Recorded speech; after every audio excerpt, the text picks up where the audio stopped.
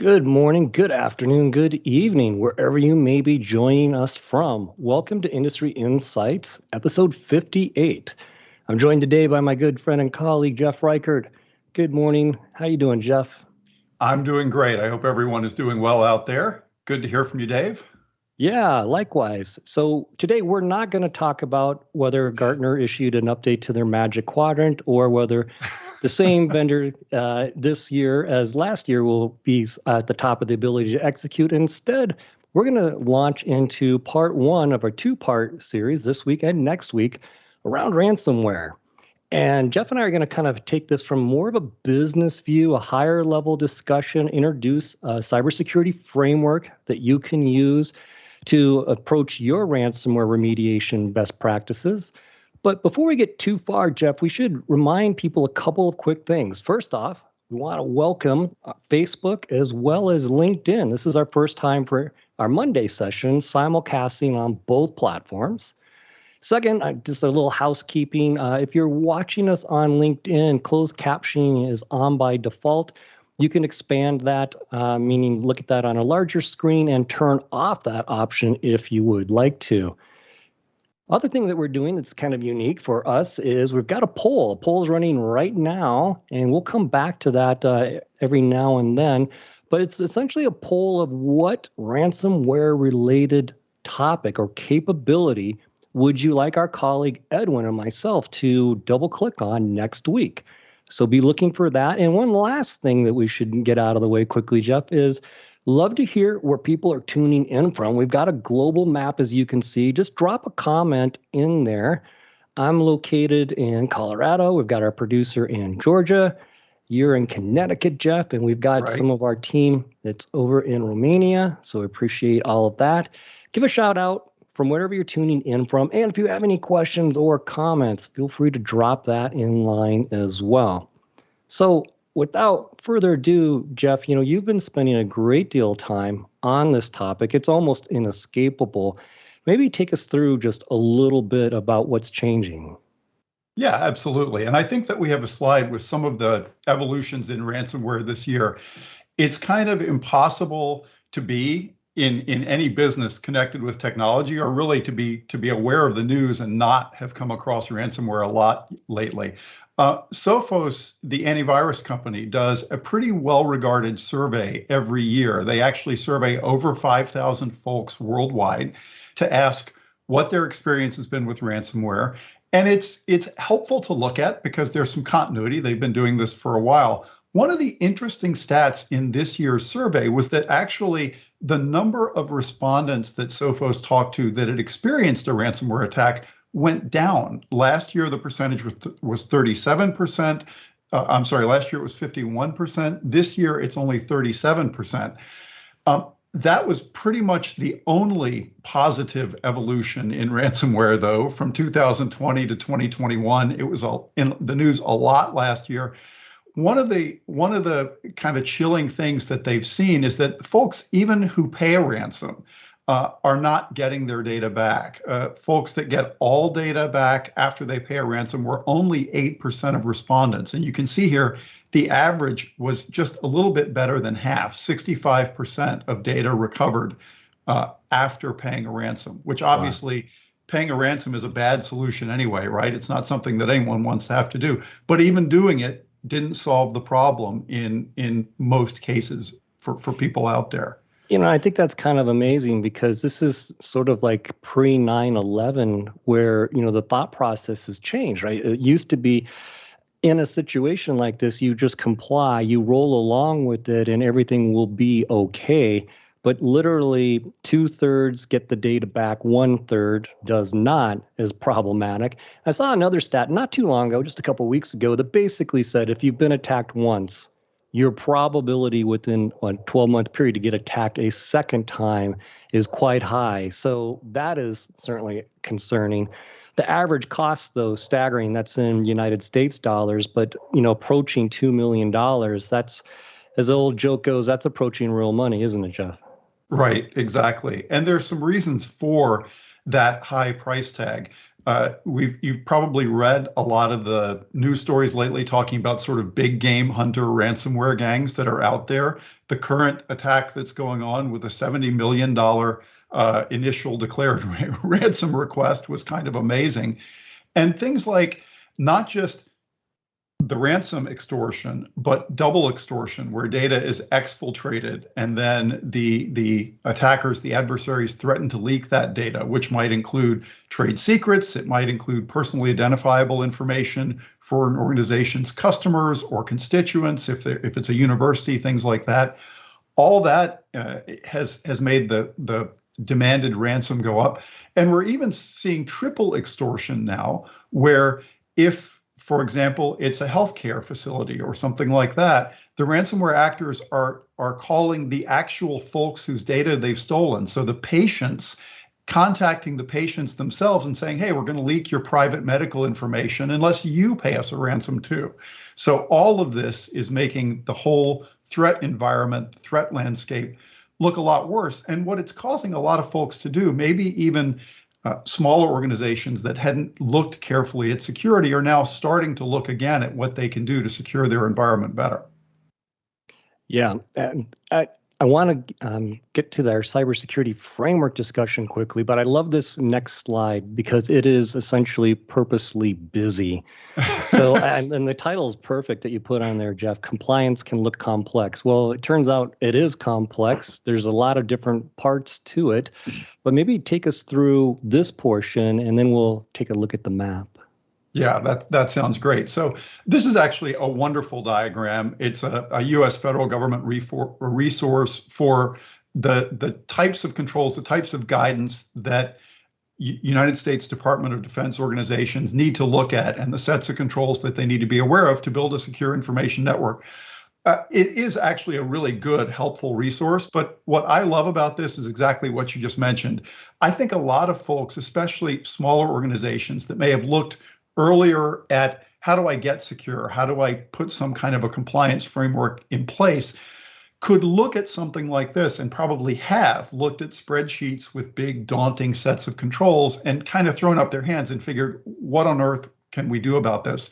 Or if they've not implemented something themselves, maybe they've had a consultant come in, get a good baseline of security, and then left it at that instead of revisiting it.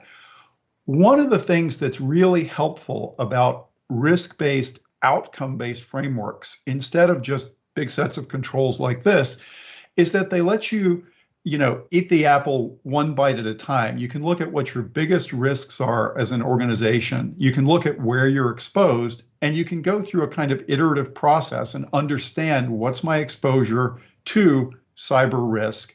You can communicate that up the chain, and you can get funding for it maybe more easily than if you take your senior leadership a giant spreadsheet of controls and say, here's all the stuff that we have to do.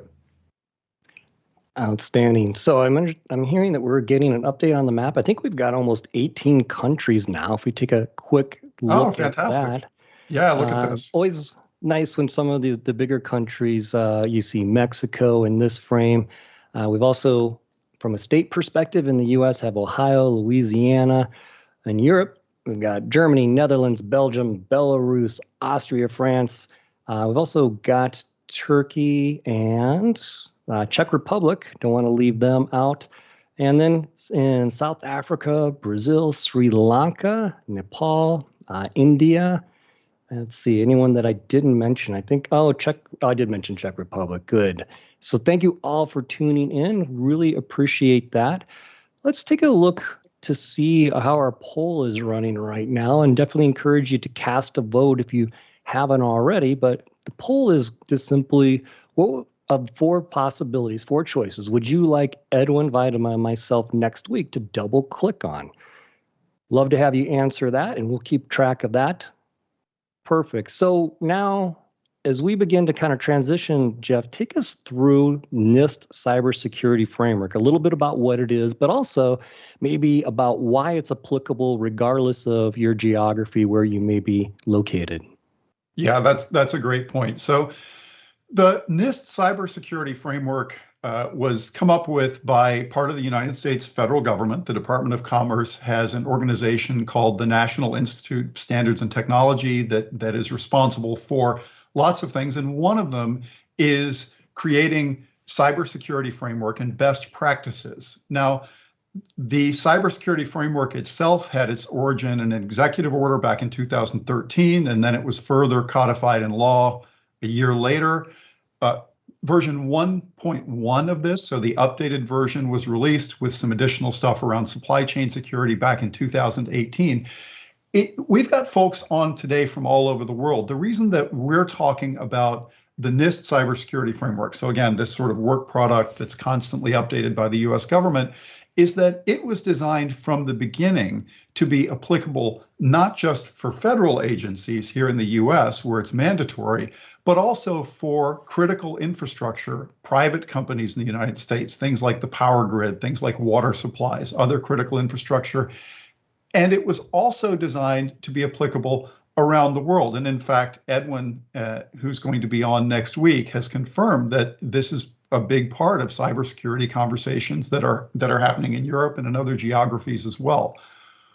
One of the cool things about the cybersecurity framework, and one of the reasons that our CISO here at Veeam, Gil Vega, has adopted and brought it into Veeam as sort of part of our best practices, is that, as I mentioned before, it is designed to be iterative, but it's also designed to help people in all parts of the organization communicate, sort of to give you a common language. It divides security up at the highest level into 5 broad functions. They're laid out here. Identify what your risks are, identify what actual assets you have, protect those assets, protect your information and your infrastructure. And then if anything bad happens to that, put structures in place to detect cyber events, cybersecurity events, and then respond and recover. Anyone can understand those 5 broad functions. And then they're broken down, obviously, at better levels of granularity into categories and subcategories under that. But one of the nice things about this is that it lets organizations, instead of focusing from the beginning on very, very granular sets of controls, like in that diagram that we looked at in the last slide, it lets organizations think about what their appetite for risk is, what their greatest exposure to risk is, what their budget to remediate any risks that they've got is, and go through, as I said before, a kind of iterative process of fixing that.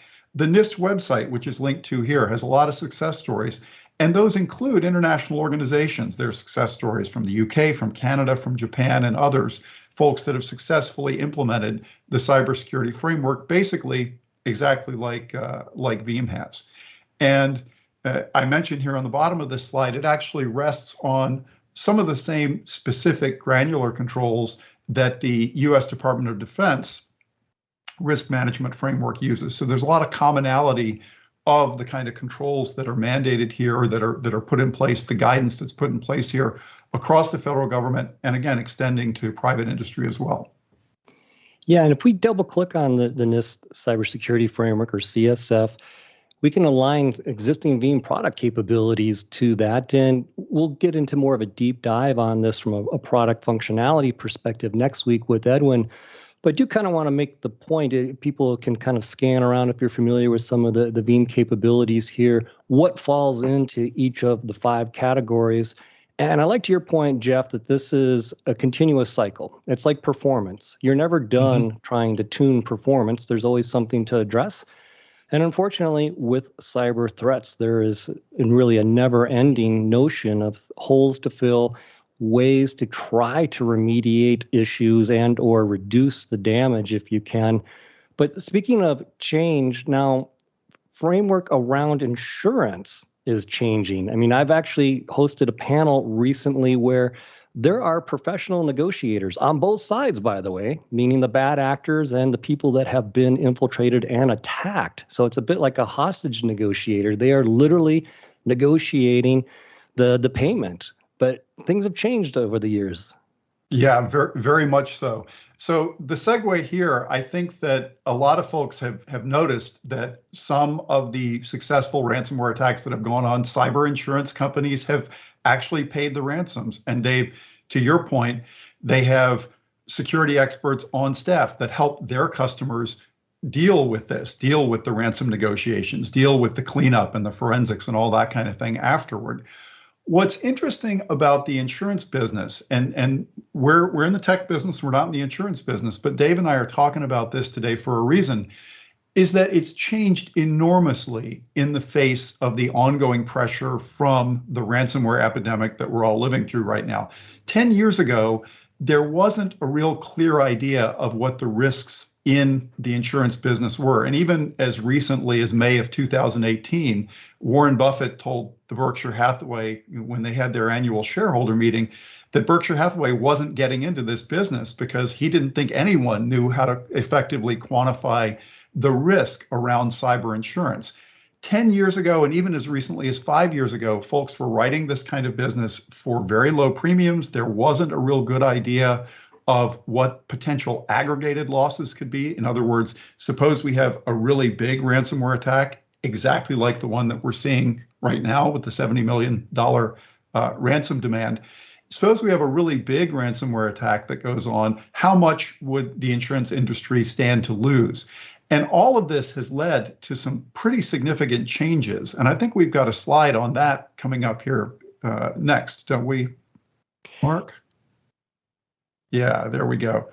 So another U.S. government agency, the Government Accountability Office, actually commissioned a study beginning in January. It ran 4 months. It was published in May about the threat to the insurance industry worldwide from the ransomware epidemic that's going on right now. And what they found in surveying insurance companies, reinsurance companies, so the insurers to help distribute risk and manage any one company's exposure to risk, they found that demand for cyber insurance is going up enormously. Even 5 years ago, a lot less companies were thinking that they needed cyber insurance, and demand is going up hugely, and prices are going up enormously too. There's one anecdote about a very unfortunate small city in Canada that got hit with ransomware last fall. When they went to renew, they found that their premiums for cyber insurance had more than doubled because they got hit with ransomware. And so the market, as the report points out, is really rapidly hardening around this. And it's something, Dave, we've been hearing from our customers too. Yeah, and unfortunately, the threat of attacks are only increasing. As you pointed out, what people do with that data is changing. But even from a cyber insurance perspective, I'll call it sometimes referred to as digital hygiene. The bar is continually being raised in terms of how you have to prove that you're operating your business appropriately. I'm hearing we got an update on the map, including first ever viewers from Trinidad and Tobago and Congo.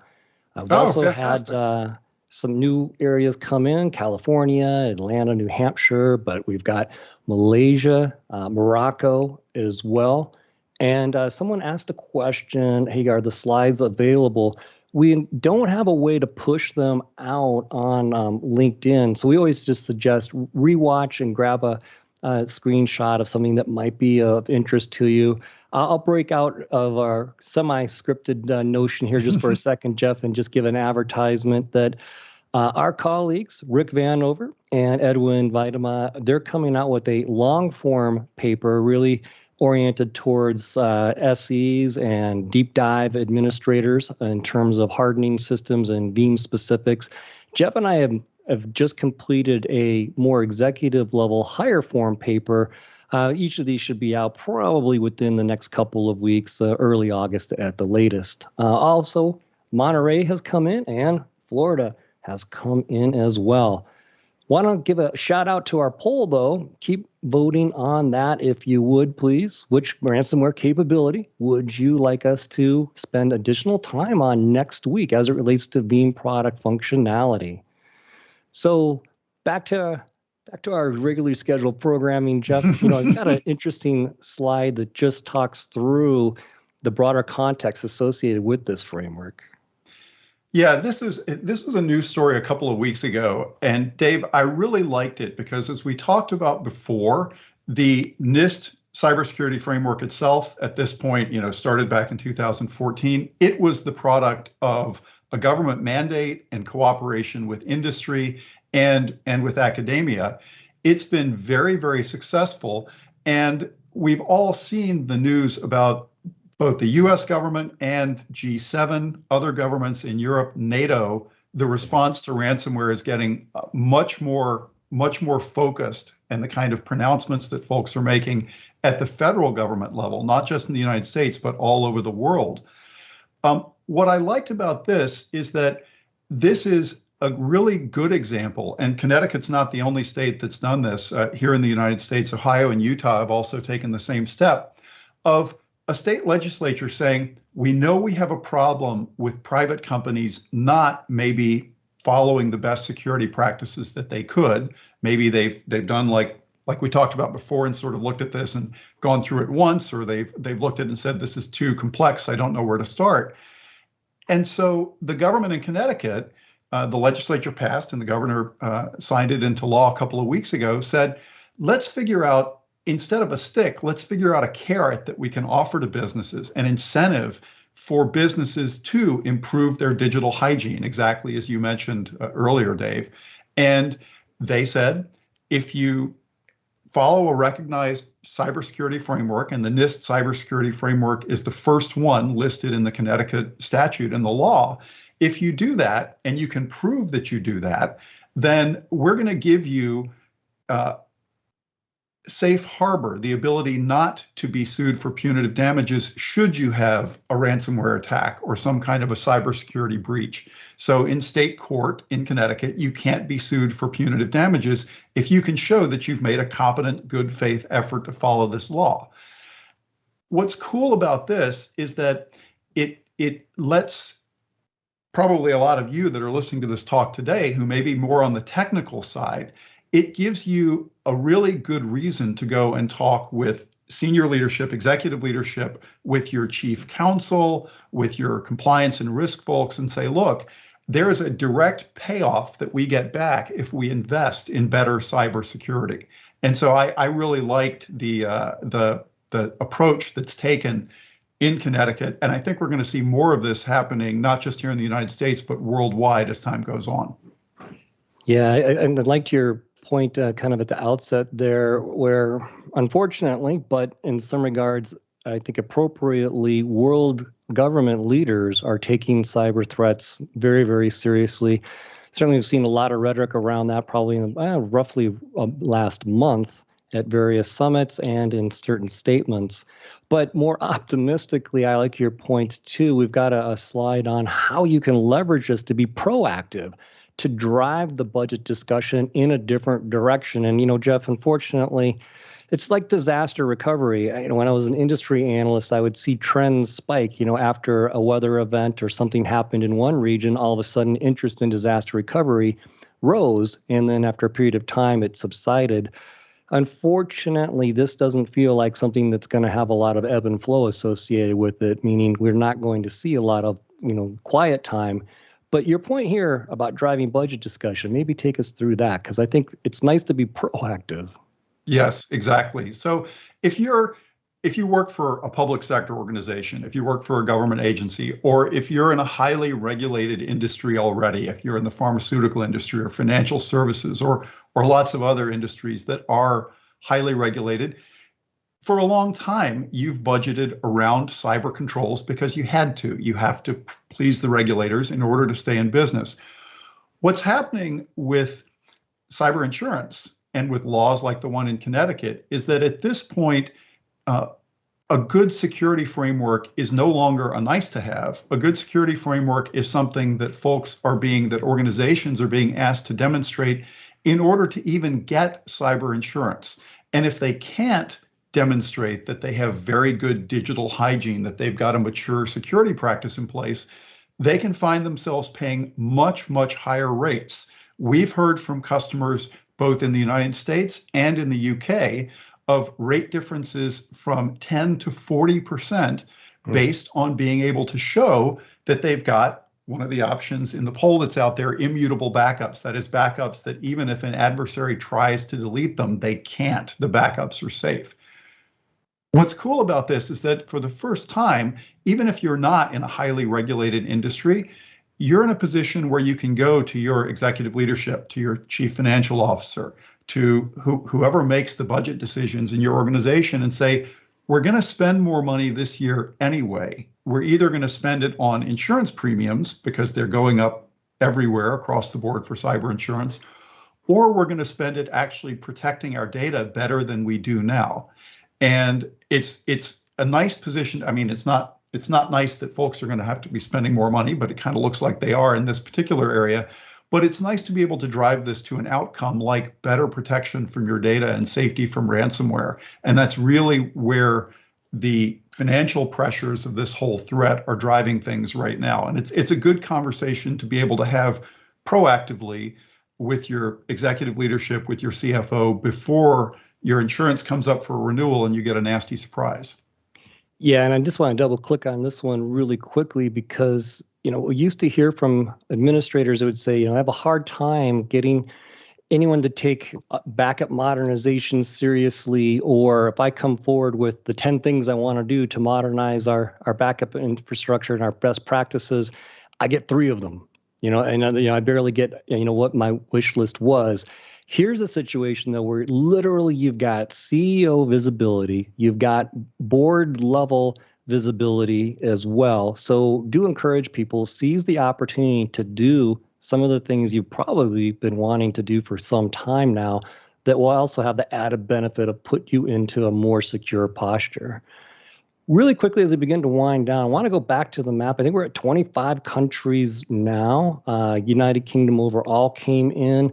We've got now first-time countries from a couple of different places, meaning first-time viewership.